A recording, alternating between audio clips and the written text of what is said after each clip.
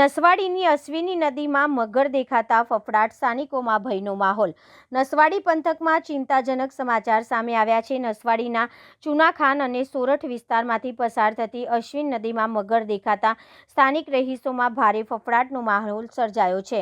મળતી માહિતી મુજબ નદીના પાણીમાં મગર દેખાતા આસપાસના ગ્રામજનોમાં ભય ફેલાયો છે।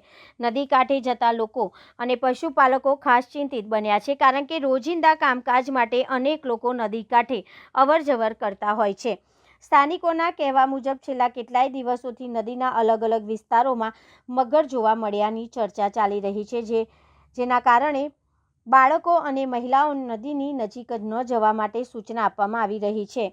ગ્રામજનો દ્વારા વન વિભાગ અને સ્થાનિક તંત્રને જાણ કરવામાં આવી હોવાનું જાણવા મળ્યું છે। હવે મગરને સુરક્ષિત રીતે પકડવા અને લોકોને સુરક્ષા સુનિશ્ચિત કરવા માટે તંત્ર દ્વારા યોગ્ય કાર્યવાહી કરવામાં આવે તેવી માંગ ઉઠી છે।